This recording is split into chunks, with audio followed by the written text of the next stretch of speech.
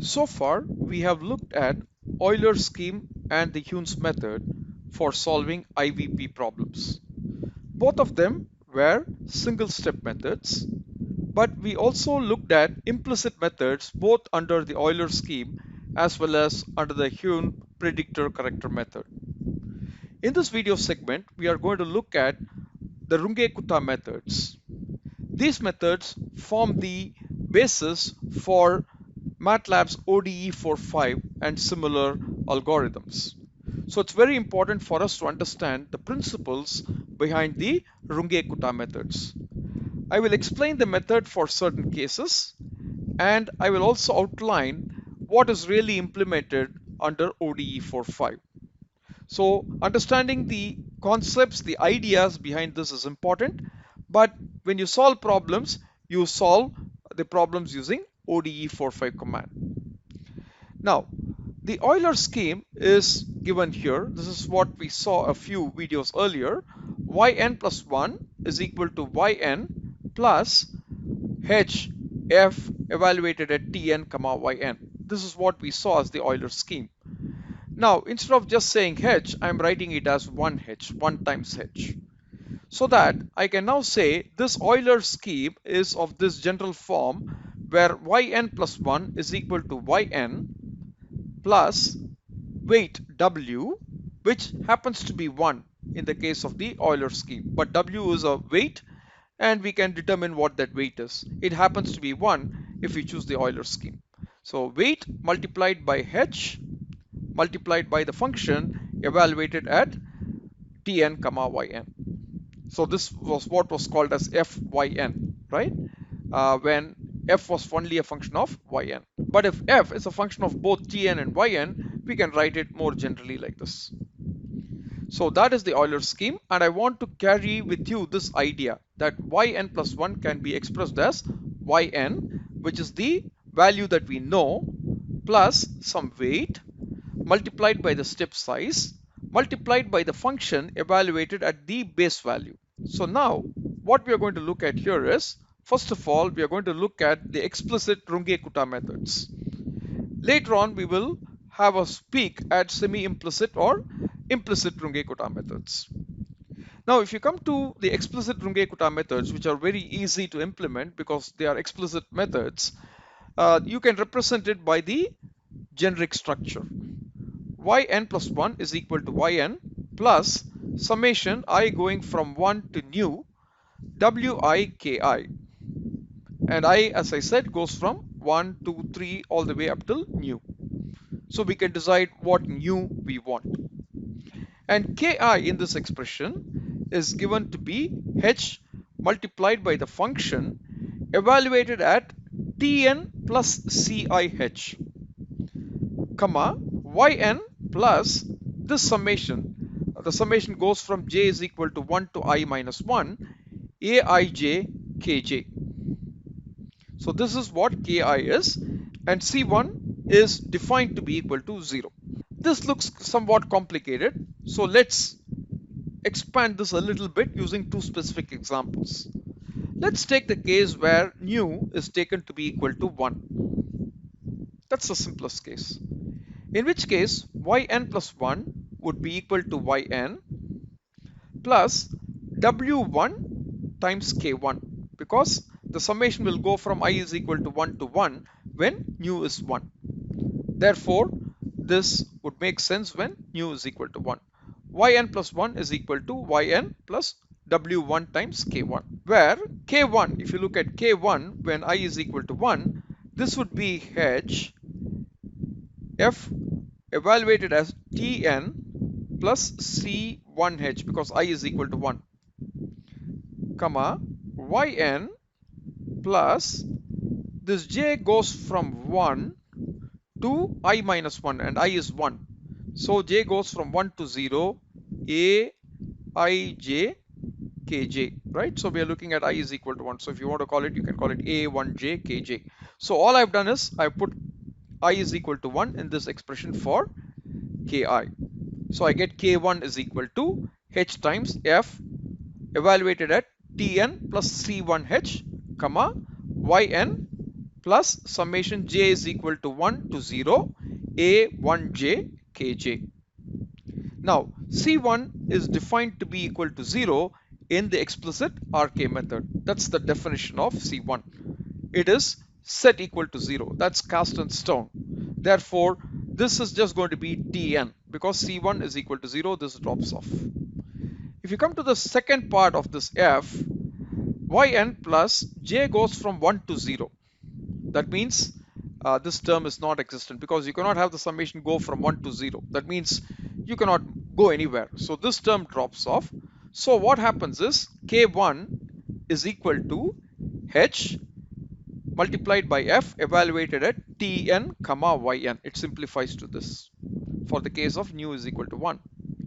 And therefore we get yn plus 1 is equal to yn plus w1 times h multiplied by f evaluated at tn comma yn. This is exactly what we got under the Euler scheme if you take w1 the weight to be equal to 1. That is why I started from here. So basically the explicit RK method, when you take nu is equal to 1, reduces to a Euler-like scheme, and if w1 is equal to 1, this explicit RK method with nu is equal to 1 is exactly the Euler scheme. Now let's look at what happens when nu is equal to 2. When nu is equal to 2, yn plus 1 is equal to yn plus summation goes from I is equal to 1 to 2 because you're going to take nu is equal to 2. So you're going to get yn plus w1 k1 when I is equal to 1 plus w2 k2. So this comes from summation I is equal to 1 to 2 wi ki. So that those two terms come from this particular expression which is here. So this is okay. Now what is k1? If you take I is equal to 1, k1 as we discussed earlier, k1 is going to be just h multiplied by f evaluated at tn comma yn. So k1 is that. So what is k2? So I'm going to put I is equal to 2 here. So k2 is equal to h f brackets open tn plus c2h because I is 2. So c2h comma yn plus summation j goes from 1 to I minus 1. I is 2 now. Therefore, j goes from 1 to 1. I is 2. J, K, J. Now, j goes from 1 to 1. So, j can take the value only 1. So, this summation here becomes A21 K1. So, K2 is going to be equal to H multiplied by F evaluated at Tn plus C2H, comma, Yn plus A21 times K1. So, this is what K2 is. So, putting this expression for K1 and K2 into this expression for Yn plus 1, I get Yn plus 1 is equal to Yn plus W1, weight 1, multiplied by K1. K1 is H times F evaluated at Tn comma Yn plus W2 H multiplied by F evaluated at Tn plus C2H comma Yn plus A21 K1. So all I can do is I can always evaluate K1 because Tn is known, Yn is known. So I can find out K1. Once I find out K1, I can put it into this expression. And if you give me the values of A21 and C2, this is what we are going to see later, how to get A21 and C2. You give me A21 and C2, I can find out the value of K2. Then I can take these values of K1 and K2 and put it here to get W1 K1 plus W2 K2 given values of W1 and W2. Then I can find out Yn plus 1. So what we are trying to say here is the calculations are going to be pretty sequential. What we need to know now is what is W1, what is W2, what is A21, what is C2. Once you have these four numbers, then the moment you know Tn and Yn, and you know what is h, the step size, and you know the functional form f, which is always given to us, I can find out k1. Once I find out k1, I can put it in this expression and find out k2. Once I find out k1 and k2, I can put it in this expression, and knowing yn, w1 and w2, I can find out yn plus 1. So I've got the value of y at the next point. Now using that as the base, I can find out yn plus 2 in exactly the same manner. And I can march along till I reach the final point in my domain. So this is the idea. So what we are going to see here is that procedure to get the values of W1, W2, C2 and A21 for the case of nu is equal to 2. For the case of nu is equal to 1, we need to only know the value of W1. So how do we find out the W1? That's the idea. And as you can see, if I choose the value of nu is equal to 4 or 5 or 6, then I'm going to get similar expressions but only lengthier expressions, and they will have other constants like C3, C4, A31, A32, A41, A42, A43, etc. So the number of these important constants will increase if I increase the value of nu. But once I get those values of those numbers, then I can get the value of yn plus 1 with higher accuracy. So if I choose a higher value of nu, I will get higher accuracy, but the computational effort will also increase as we expect. So the main point of this particular slide is to just say that I can get expressions for yn plus 1 in terms of the functions evaluated at certain points. And the certain points have these unknown constants that need to be determined. These four constants in the case of nu is equal to 2, this value w1 in the case of nu is equal to 1, and for higher values of nu there will be more constants, etc. Please note, if we accepted the Euler method, this Runge-Kutta extension with nu is equal to 2 is merely an extension of that. See, yn plus 1, yn plus 1, yn, some weight multiplied by step size, weight multiplied by step size, weight multiplied by step size, multiplied by the function evaluated at certain tn, yn, the function evaluated at certain tn, yn, the function evaluated at certain t and y. So the philosophy or the idea is the same, the form is the same, only thing is it is more complex as we would expect. Euler's method is simple but the accuracy is low. With a Runge-Kutta method of sufficiently high value of nu like 2 or 3 or 4, what we are going to see is lengthier expressions, but the answers will be more accurate. So what I'm going to do next is to outline a way of finding out the constants, the weights and the other constants that we see in these expressions. You can extend this idea for nu is equal to 3, nu is equal to 4, etc. And you can work out the details if you're interested. You will find those details in some textbooks if you want to go through that. Alright, but in the way that I explain next, you should be able to do it yourself if you choose to do it. Now, in order to know the weights Wi, Ci, Aij, etc., right, the constants that you see in the generic structure of the RK method, you obtain those weights and those constants by comparison with the Taylor series expansion. Let me demonstrate that to you using a few simple cases. Now let's take the case of nu is equal to 1. Then, as we saw earlier, yn plus 1 is equal to yn plus w1 k1, where k1 is h times function evaluated at tn plus c1 times h, comma yn. In fact, c1 is going to be equal to 0 when nu is equal to 1 for the explicit RK method. So this is what we would call as explicit RK1 method, right?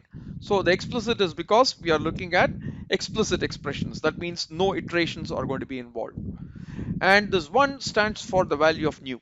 So rk1 means rk with nu is equal to 1. So these are the expressions for rk1, and with c1 is equal to 0, by definition we are going to get yn plus 1 to be equal to yn plus w1 k1, and k1 is equal to h times f evaluated at tn comma yn.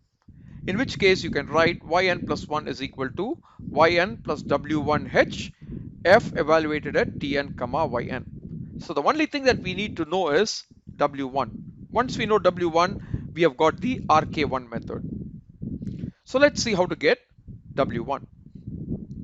Now what I'm going to do is I'm going to take the Taylor series expansion of yt around tn. That means I'm going to have tn as the base, and I'm going to see what happens to the value of y when I move from tn to tn plus h, right? So that is the idea. So y at tn plus h is going to be equal to y at tn plus y dash at tn multiplied by h plus y double dash, the second derivative, evaluated at tn times h squared by 2 factorial plus etc. It goes on and on. This is the same thing we use to get the Euler scheme expression. So I'm not saying anything new here. So if you cut after this first term, that means you ignore the second order and other higher order derivatives and terms. So you're just going to stop here, right?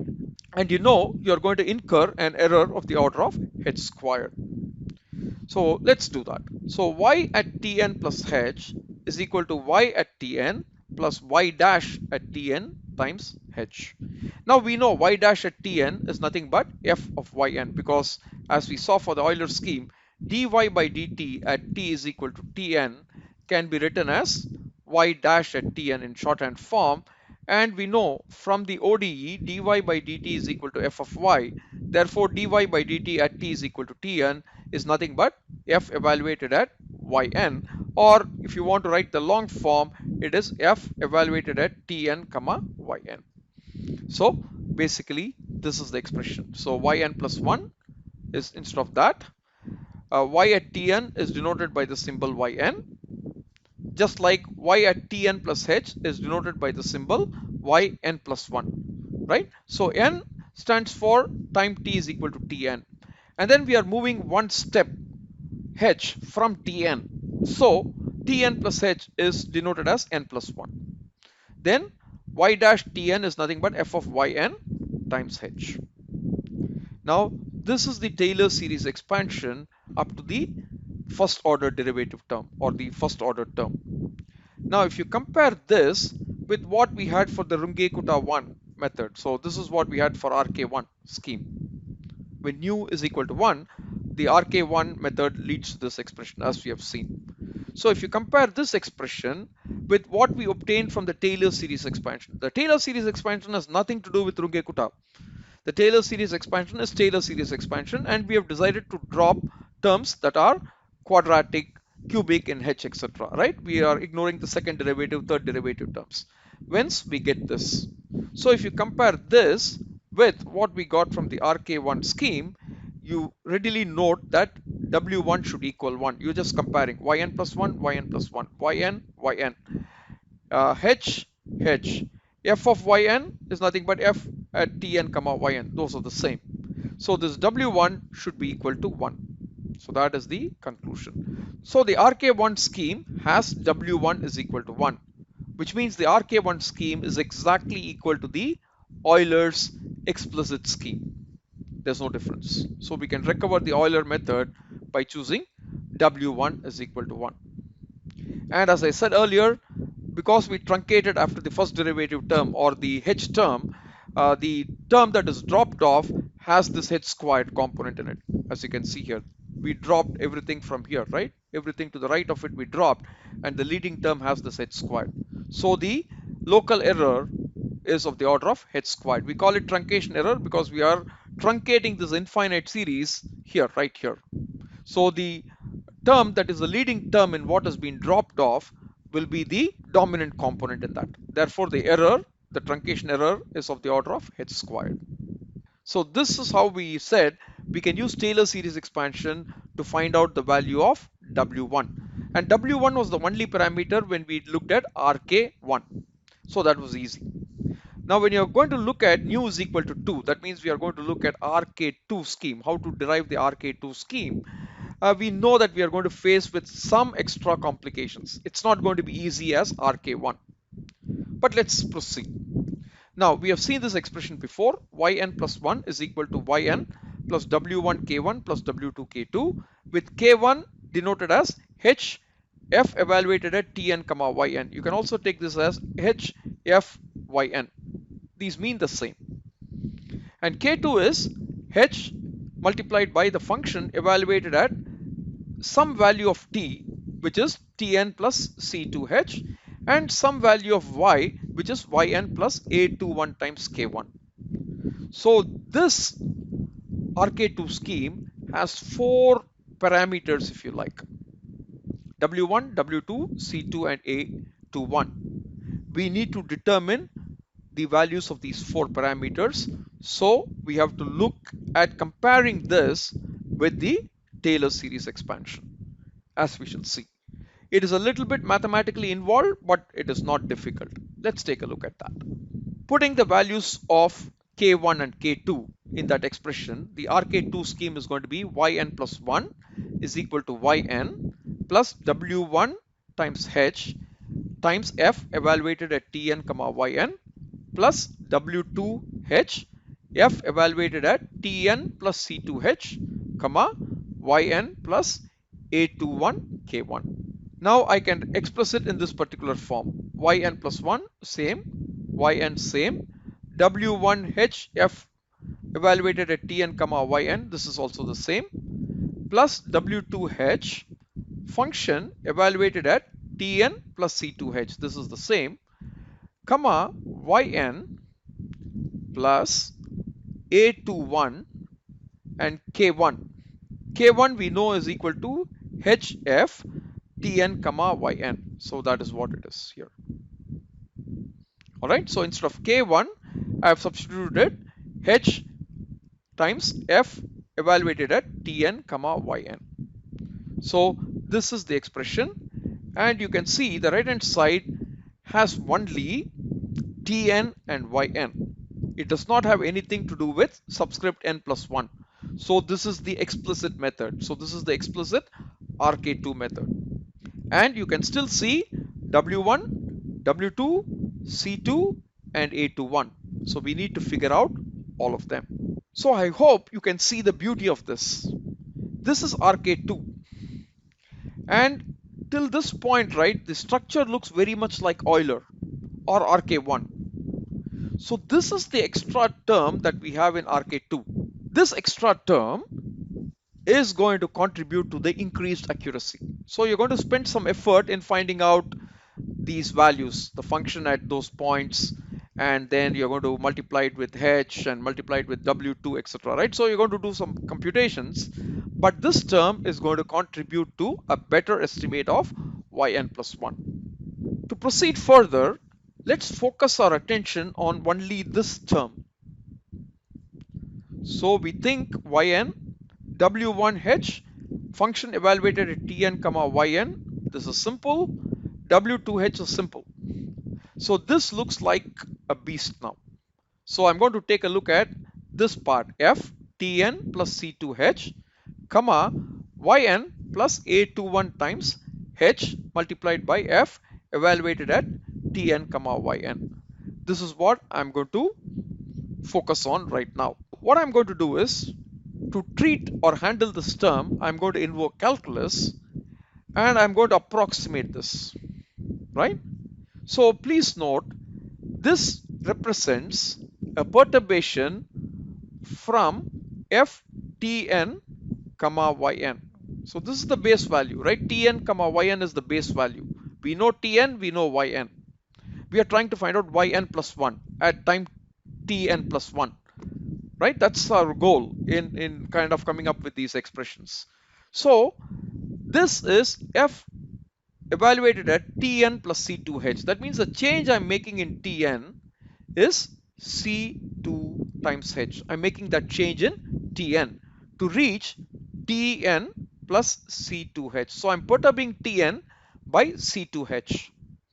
And I'm perturbing Yn by A21H F at Tn comma Yn. So I'm perturbing Yn by A21H times F evaluated at Tn comma Yn. So this is the perturbation. So this is something like delta Y. This C2H is something like delta T. So delta T is a perturbation that is applied to Tn. So I'm moving Tn by delta T, and delta T is equal to C2H. I am moving Yn by A21 times H times F. That is the perturbation I apply to Yn. And I'm seeing what is going to be the value of F. So F is the function, right? F is the right hand side of the ODE. So the value of F at Tn comma Yn, I know that is equal to, let's say, Fn. Now I'm trying to perturb Tn by C2H, and I'm perturbing Yn by A21 times H times Fn. So I'm trying to find out the value of the function at Tn plus C2H, comma Yn plus A21H F.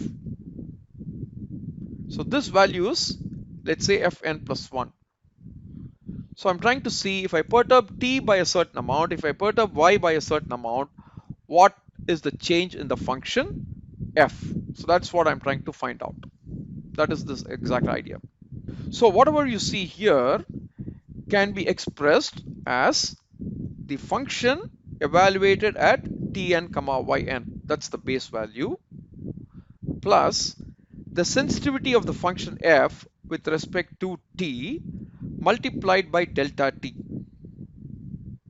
plus the sensitivity of the function with respect to Y multiplied by delta Y. So that's calculus, right? So Fn plus 1 is something like Fn plus the sensitivity of the function with respect to, let's say, time multiplied by the perturbation that I applied to time, plus the sensitivity of the function with respect to Y times the perturbation I applied to Y. So delta T is nothing but C2H. Delta Y is nothing but A21 times H times F evaluated at Tn comma Yn. So that is what this means. So this is this, and this is an approximation, because we are not considering the second derivative of F with respect to T, we are not considering the second derivative of F with respect to Y, we are not looking at the cross second derivative, which is like d2F as a function of dou T dou Y. We are not considering terms of this type, the cross derivatives, right? We are just stopping after the first derivative terms. So this is approximated by this. That is what the statement says. Therefore, I can express Yn plus 1 from RK2 as Yn plus W1 times H times F Tn comma Yn, these two terms, plus W2H, this one, right? F Tn plus C2H comma Yn plus A21H F evaluated at Tn comma Yn. This term becomes what we saw earlier, this part. This is exactly what we said here. So this term is the same, this term is retained same, this is the same, W2H is the same. This part alone, we are replacing it by its first order approximation, if you like. So I can write Yn plus 1 as Yn plus W1H plus W2H times F, right? So we have W1H times F and we have W2H times F. So I can write it as W1H plus W2H times F. Of course, F is evaluated at n, because the right hand side is always evaluated at the n grid point. So Fn plus W2H times H. So W2H squared can be taken out because this term also contains a H. So there is this h here, there is this h here. I might as well take the h out. So I'm going to get W2H multiplied by h, which is going to be W2H squared. Then I have C2 dou F by dou T, that comes from here, plus A21 times F multiplied by dou F by dou Y, all evaluated at n, the base value, the current base value, or the current base grid point, whatever you want to call it. Now this can be written as this: yn plus 1 yn w1h plus w2h times fn, so this is the same, plus h squared by 2. So I'm going to take w2 inside, and since I'm dividing outside by 2, I'm going to multiply inside by 2. So h squared by 2. So I'm going to put 2 with each term inside, and I'm going to take this w2 also inside. So I'm going to get 2 c2 w2 dou f by dou t plus 2 w2 a21f dou f by dou y. So the constant term, the term with first order derivative of y with respect to t, so that's f, plus h squared by 2, then we have this. So the RK2 with these approximations lead to this expression. And the RK2 scheme is still a function of W1, W2, C2 and A21. Those things are still there. They have not gone away. But I've taken the original RK2 expression and I've used this calculus, approximated this term by this, and I have grouped the terms so that they are in terms of h squared by 2, just as we would get from Taylor series expansion. So what you have to now convince yourself is that the RK2 scheme will reduce to this expression. The only thing we have done this, we have approximated this by this. So this is an approximation. So I've explained that approximation, but you have to settle that in your mind. And when you do that and then you group the terms, you're going to get something like this. Why am I grouping it in this particular way, with h squared by 2 as the common term, with h as the common term, etc.? Because it will help me to compare it with the Taylor series expansion. And now for nu is equal to 2, as you can expect, when I'm going to do the Taylor series expansion now, I'm going to retain terms till h squared by 2, because that will permit me to compare the Taylor series expansion with the RK2 expression. And then I can find out the constants W1, W2, C2 and A21. I need more comparisons so that I can evaluate the 4 constants. In RK1 scheme, we had to evaluate only one constant. So that was easy. But in RK2 scheme, we have to get 4 constants. Therefore, I have to retain higher order powers in the Taylor series expansion. Let's take a look. So here is the Taylor series expansion for yn plus 1. As you know, yn plus 1 is nothing but y at tn plus h.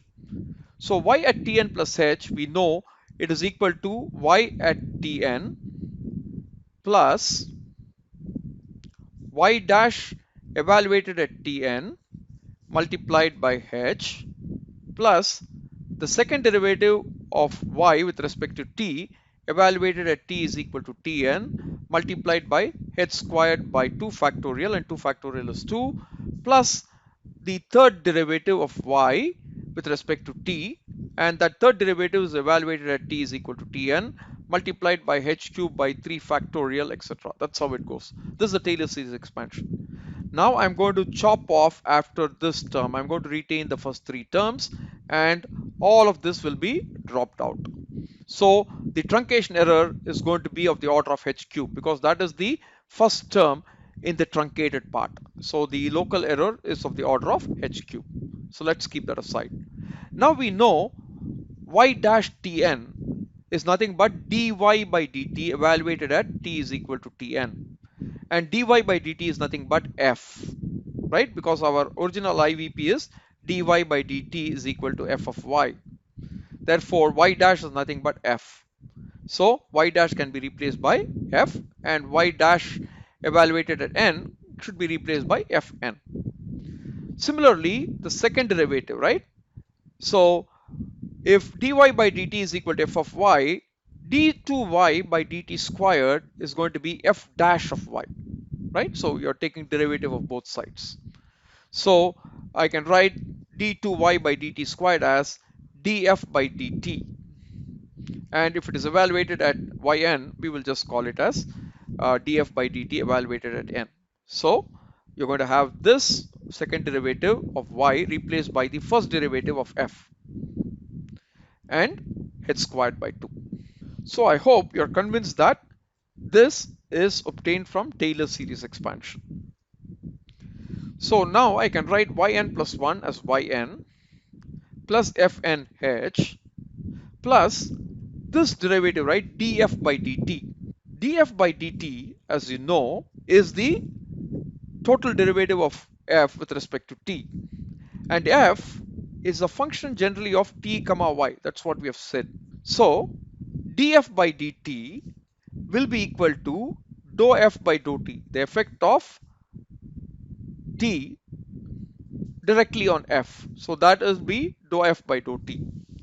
Plus there will be an effect of t on y, and y will affect f. So df by dt, this derivative df by dt is going to be equal to dou f by dou t plus it is going to be dou f by dou y multiplied by dou y by dou t. So this is from calculus. So t can change y and y can affect f because y affects f, right? Because f is a function of both t and y. So if t changes, f will change. So that is what this part captures.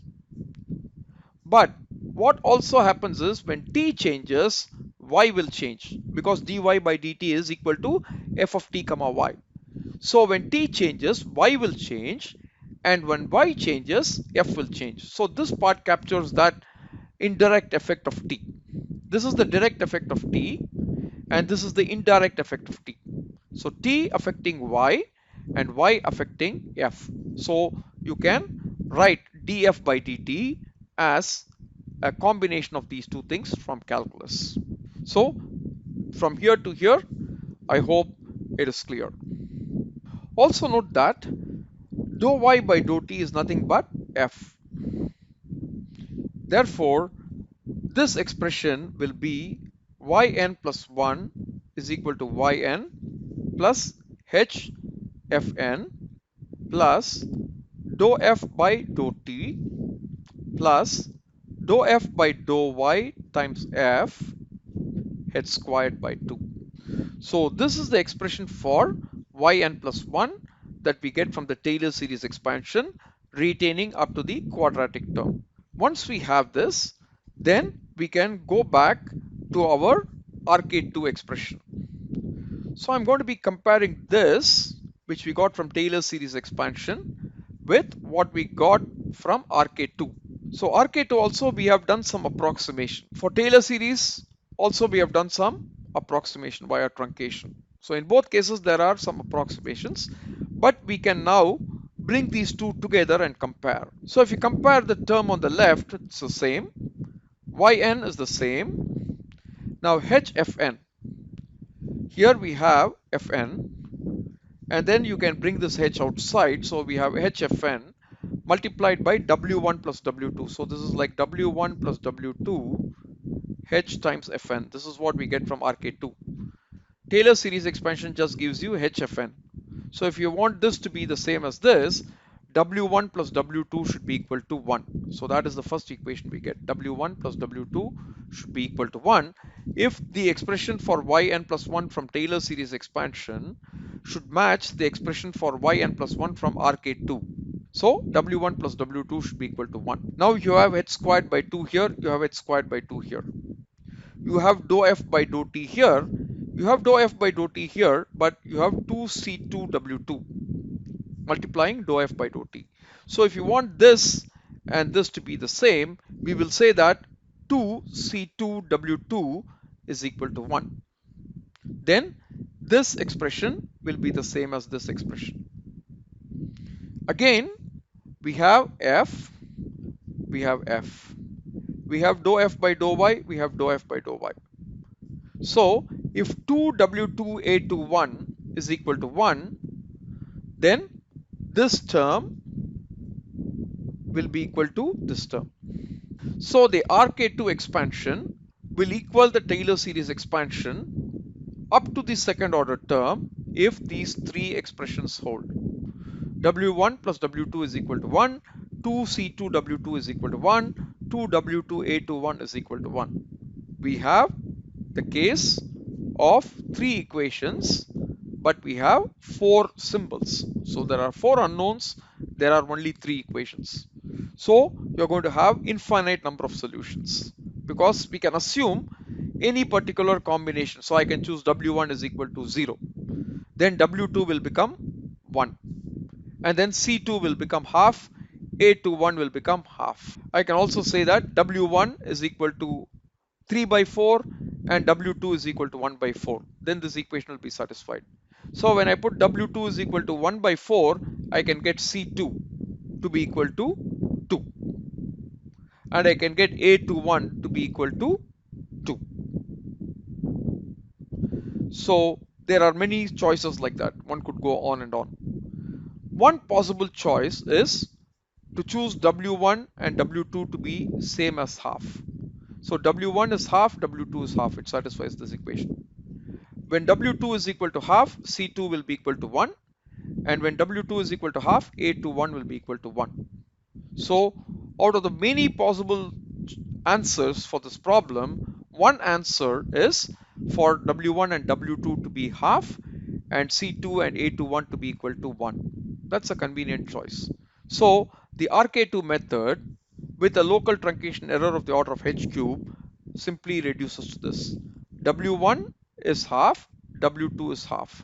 So yn plus 1 is equal to yn plus half k1 plus half k2, where k1 is h times f evaluated at tn comma yn, and k2 is h multiplied by the function evaluated at tn plus h for t and yn plus k1 for y.